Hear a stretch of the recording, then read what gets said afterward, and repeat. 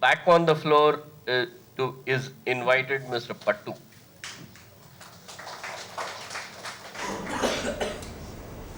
Is security.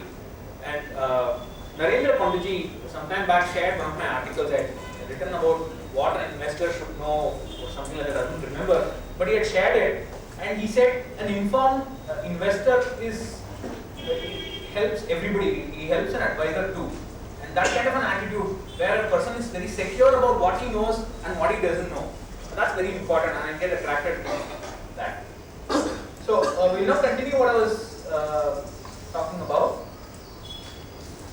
We had first I talked about goals less than 5 years old, 5 years and less, then 5 to 10 years, and then we'll talk about long term, greater than anything greater than 10. So since it's greater than 10, inflation is vital. Accounting for inflation is vital because it will degrade your value of your money. You see how it does it. Therefore, returns are important. Therefore, taxation is important. This is the publishes in the blog. These are inflation numbers from my family. I actually have much more. Subra has detailed accounts from 1960, and he says the inflation for his family is about 8%. This is for mine, and the average is close to 8. Look at the vegetable inflation. That's scary, like 12%. That's because we depend on monsoons. Okay, we are always going to depend on monsoon. That's not going to go anywhere. So that's going to be a problem. And the paid health, think of it as services. People talk about inflation in medicine and etc. It's not the inflation. Most of it comes not from the drugs. It comes from services. The fee paid to the doctors and other. So that's the kind of thing. And we are a very frugal family. For those of you who know Tamil, the Taisana Suttapla kind of money. We don't do anything. We don't go outside to eat. We don't even go to a movie. I don't remember when last time I went to a movie. So that's the kind of inflation that such a family has to contend with. So imagine what will happen if your lifestyle is a little more lavish. But Now we're going to do this. You have the figures for education inflation. I haven't tracked it. This is at 95. I was just out of just doing my BSc, so I haven't really tracked it. I'll know from now. No, but the average figure should be more than 8, right? Easily. 10%. Definitely. My advice is, if you want to plan for a goal, plan with 10%. Any goal, 10%.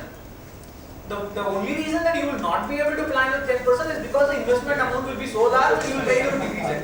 That is the only thing. That's fudging. Because there's a limit to how much you can go. Don't go below 8%. 8 is minimum, preferably 10. Sundaram Antakrishnan said after meeting Pattu, it's 12% inflation. I'm so delighted. So, these are some screenshots. I'll be showing 5 or 6 of them from a calculator I have. I don't remember the effect of inflation calculator. I don't know what it is. Okay, it doesn't matter.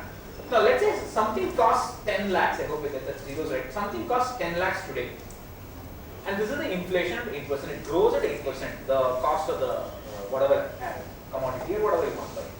Now, so the cost is the blue line, and that grows like that. Now, you want to invest. And you want to buy that amount at some point in time in the future. So you invest 5,000 rupees and you get an average annual return of 12%. Average meaning at the end of the tenure or whatever when you look at it. Now that's pretty decent. That's like 4% above inflation. And so you can see that your monthly investment value, whatever you invest monthly, the value grows like this. And at some point the curves intersect, and then after that the value becomes larger. So at the point of intersection you can buy it. You can actually buy it. You can afford the commodity. And so that happens in 19 years. This is not the way you do goal planning. This is just to illustrate a point. In goal planning, this is known to you. You know when you want to spend the money. And then you work back how much you need to invest. I'm doing the opposite now. I'm saying I'm going to invest something and then will I catch up with the cost. The next thing I do is, now look what happens, the same thing, when the inflation becomes 10%, same returns for 10%, it takes 30 years. Whatever took 19 years to catch up, now becomes 30 years. And that's the effect of inflation. It can be devastating.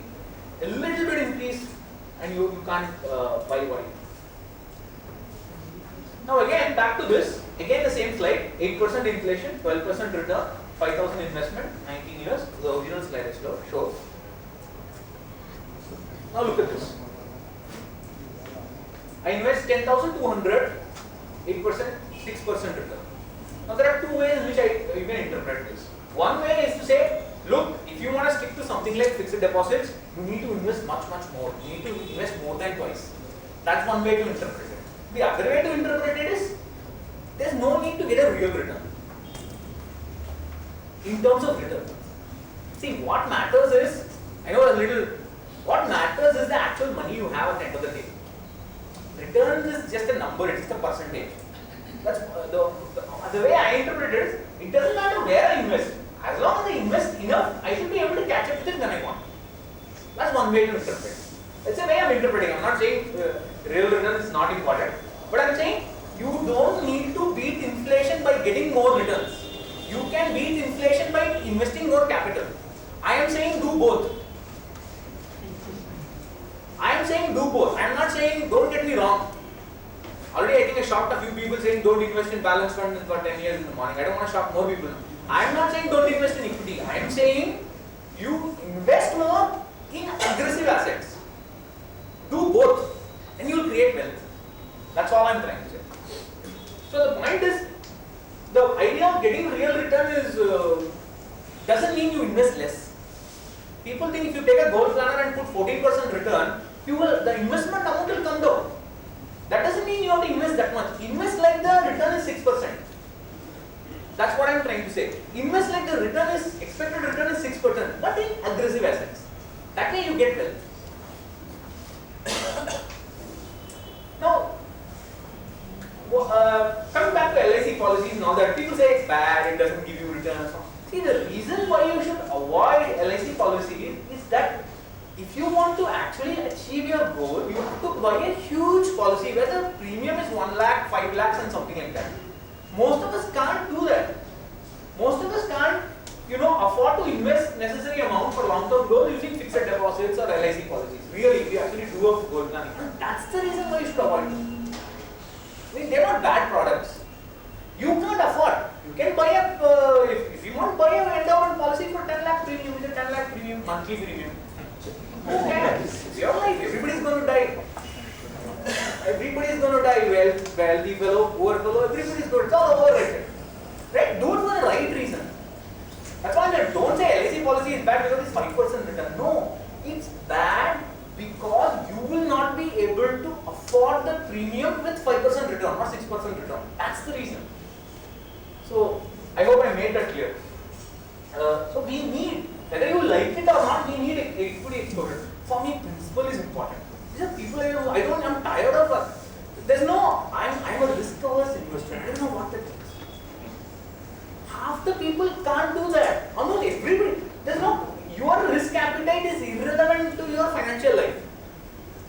What matters is, for a goal, what is the risk needed? What is the risk profile of the goal? You invest accordingly. If the goal demands that you invest 60% in equity or 70% in equity, you invest. Don't say, no, it's not important, I will be only in 30% equity. Then you will get only that much return. You will get only that much profit. So risk profile is irrelevant. I hate this risk profiling, these philosophical questions like what will you do if the market crashes 20%, 50%, all bullshit. Come on, what matters is the risk. You have to be clinical. Financial advisory, in my opinion, should be clinical. You don't play along and say, no, don't worry, is this question, in front of teacher, is this question too hard for you? Don't worry, I'll give you a simple question. I don't do that, right? So if a person comes with cancer, you don't say, no, I can't operate. You don't like operations, don't worry, I'll give you something else. That doesn't work. You have to do what is necessary. From a professional's point of view, as well as a client's point of view. And the client should help the professional, otherwise it's difficult.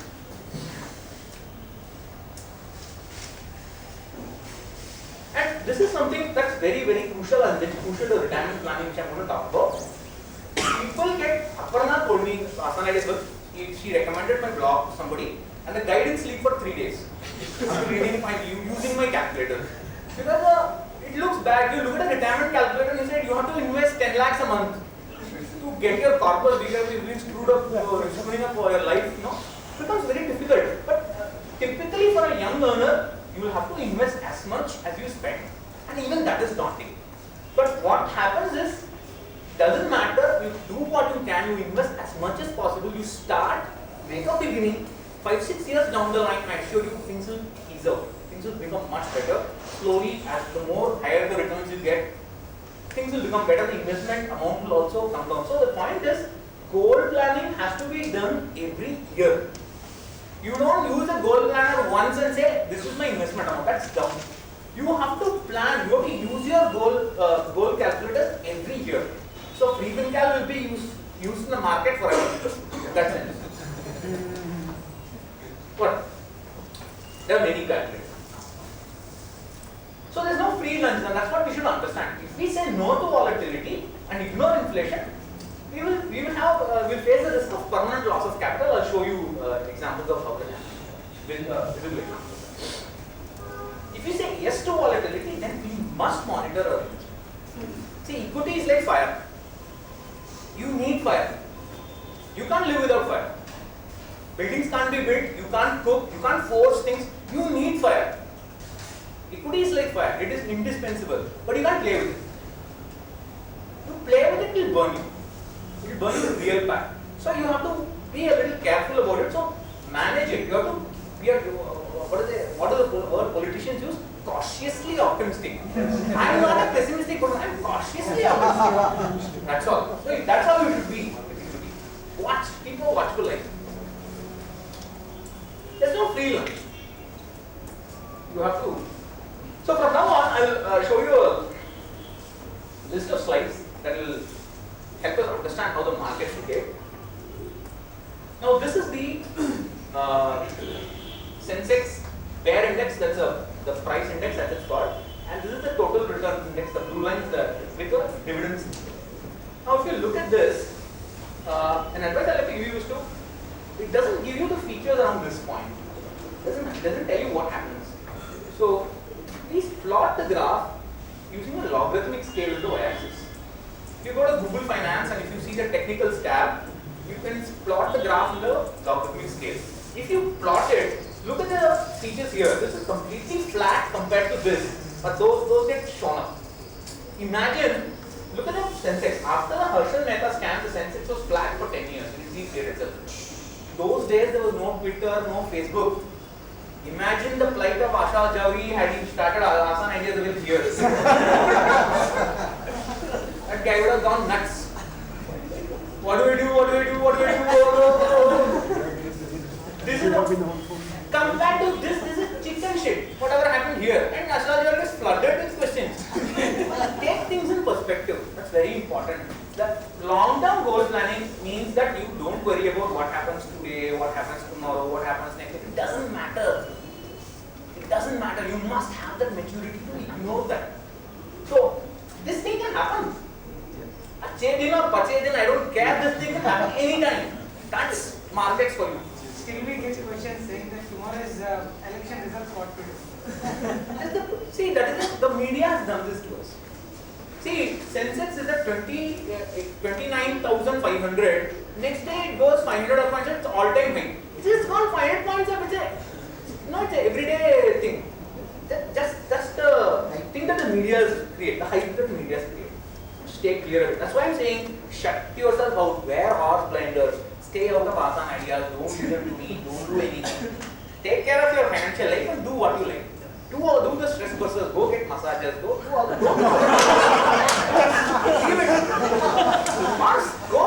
Give it to a professional. I am not against that. But people think that I am an anti-professional person. I am not against that at all. I am not against that. Okay, you go to a professional and forget it. It's fine. You must have that maturity. That also requires trust. That also requires, there is a risk there also, but you must make that trust the planner. That's important. But it includes LIC agents as well, professionals. Sir, if you can afford a monthly premium, go ahead. It's your money. See, well, everything is overrated. Life itself is overrated. See, I'm such a pessimist. I know when Robbie Williams died, the first thought that came to me was lucky bastard. Sorry. I hate. That's the how I feel. Are you a pessimist or are you a cynical? That is Subra. I am a pessimist. I'm not cynical. I'm very clear about what I say. Very rarely I get cynicism. People are watching. Yeah. I know. No, okay, I think, yeah. Now, we will look at the equity total returns index from 1979 to 2013.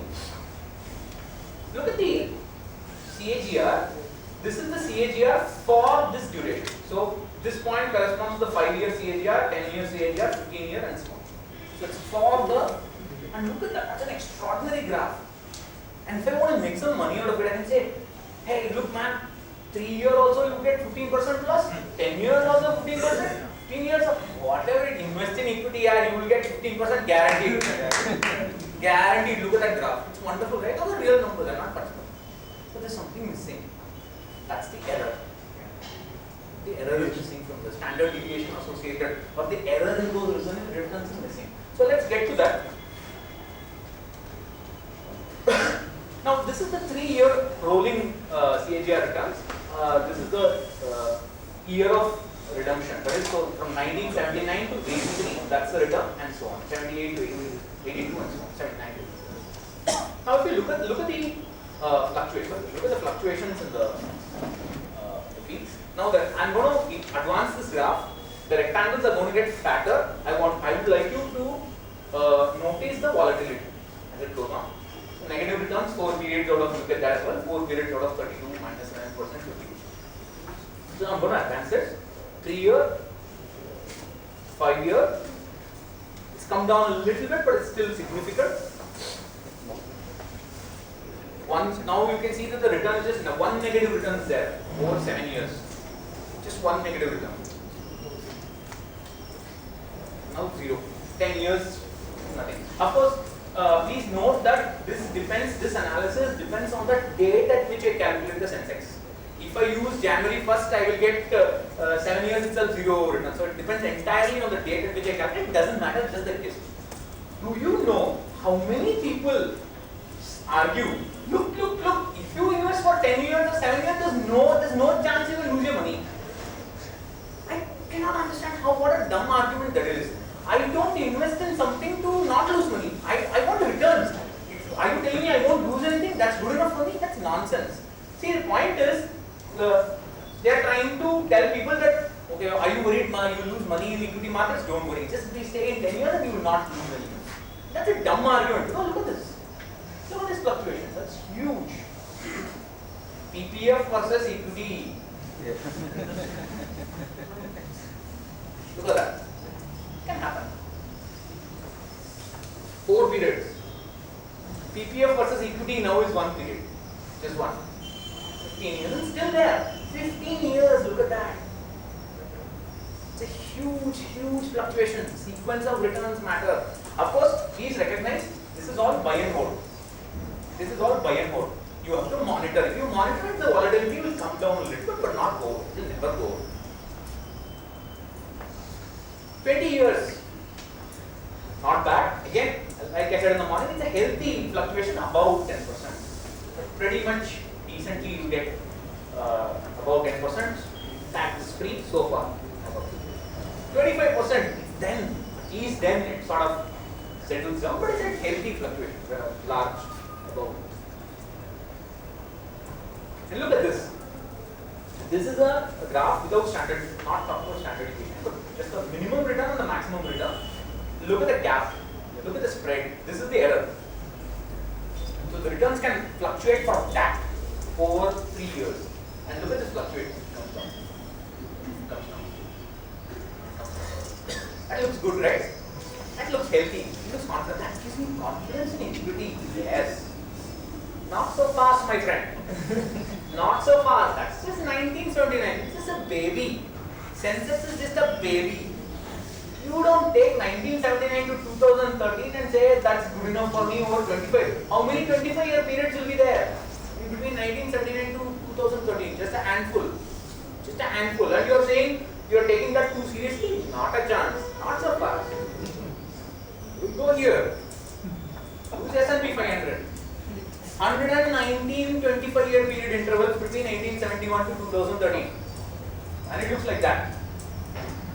12% So yeah, 12% difference between minimum return and maximum return for a 25-year period. That's how much your stock market can vary. I am not saying don't invest in equity. I am just saying equity is a fire, have a long handle, put the flame there. That's all. That is all I am saying. Don't get me wrong. Okay? You have to understand this. You can't assume I will get returns. People want guarantees. Every year I have to do counseling. See, they say my student or my son wants to do physics. He wants to do an undergraduate course, a graduate course. He wants to take a PhD. He get a job. Can you guarantee me you will get a job? His career will be bright. What is what? Career prospects will be there.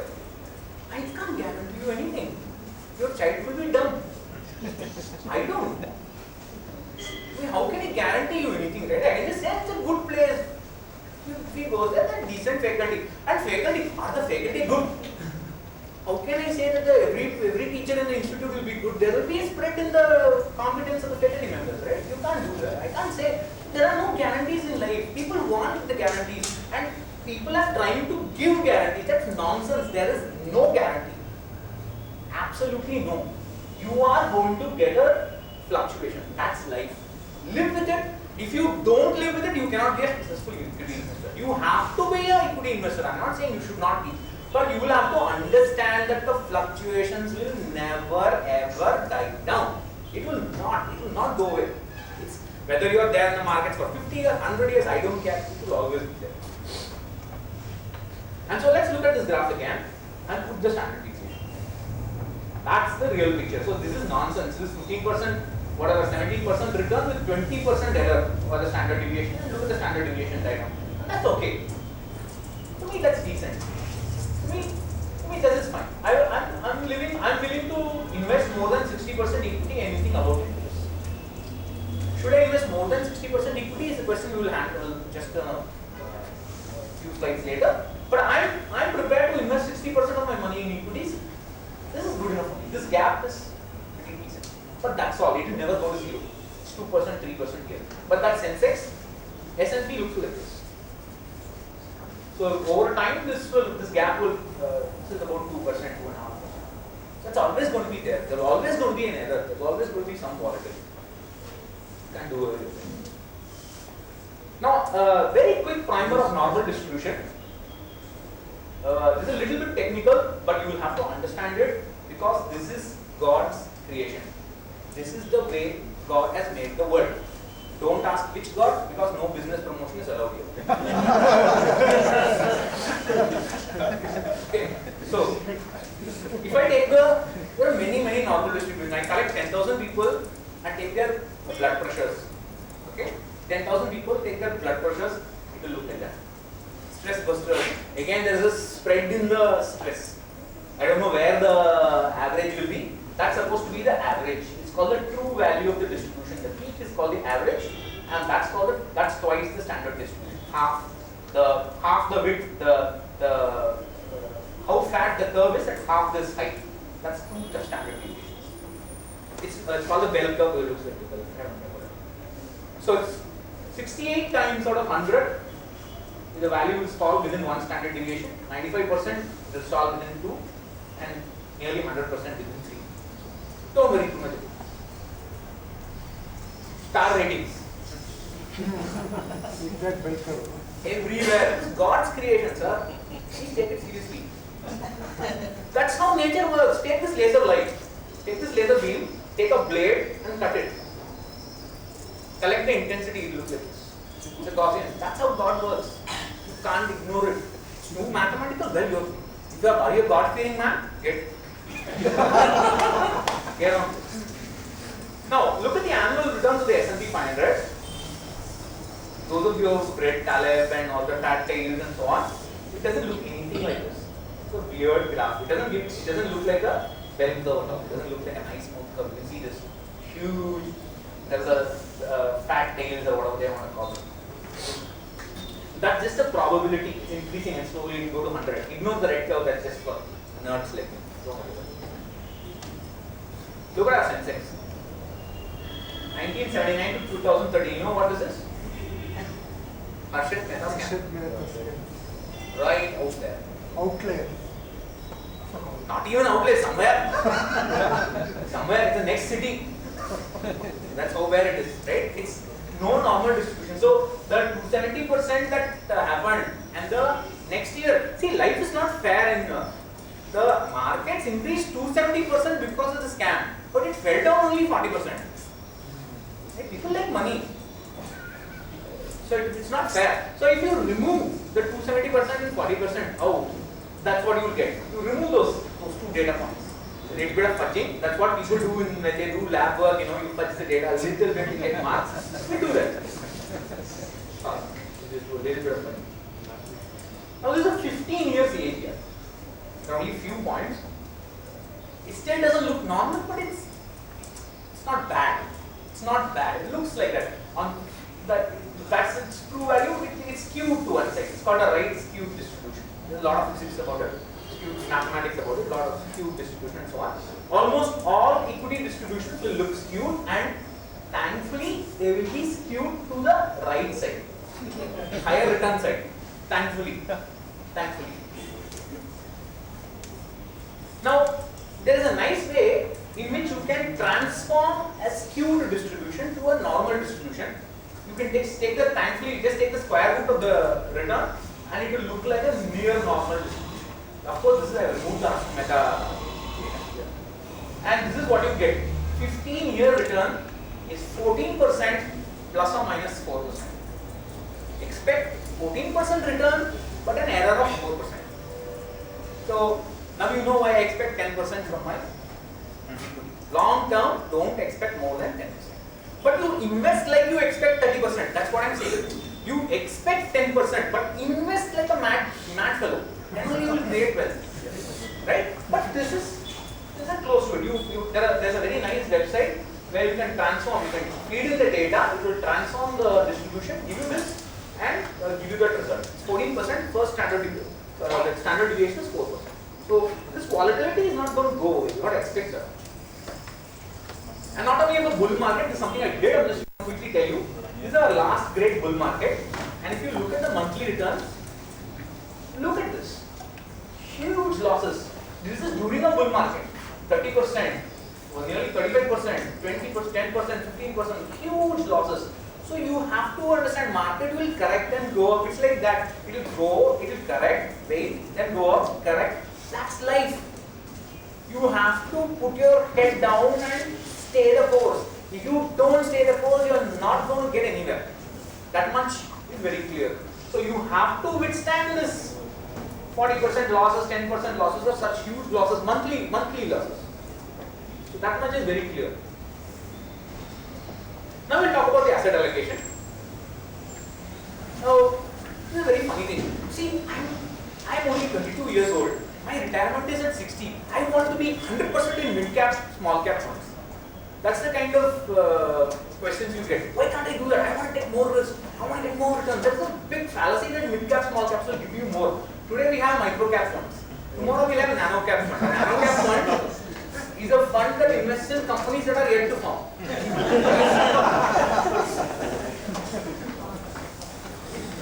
Yet to form, then get listed, then only the fund. So now I've taken two mutual funds. One is a debt income fund. This is a large cap fund. I showed this for those of you who saw my course. Was there. So you can see that from 96 on, the NAV movement is like that. If you take a portfolio with 50% equity, 50% debt, that's a green line. It will look like this. So from 100% debt to 100% equity, it will swing in the middle somewhere. Right? You can manage this. This is it for illustration. Now my point here is, this is the equity allocation in the portfolio. It goes from 0 to 100%. That is the return is the blue line, and the risk or the fluctuations or the error or whatever you want to call it is the standard deviation is given there. You can see that as the debt increases, slowly the risk, which is much below the return, slowly the risk increases, then exceeds it. It goes up. Slowly the risk exceeds the return. Right? Somewhere here you are. So what would you allocate? How much is the equity allocation that you do? My take is somewhere there. in that crossover point. 40%, 50%, 60%, 40% if you think is too low, maximum 70% equity for long-term growth. That's all. I will not go anything more than that. I'm not even that's out of my window, but anything more than that. People say, you want to invest in MPS? It is only 50% equity, man. No, you do. That's nonsense. 50% equity is perfectly fine. Perfectly fine. That is not the reason why you should not invest in NPS.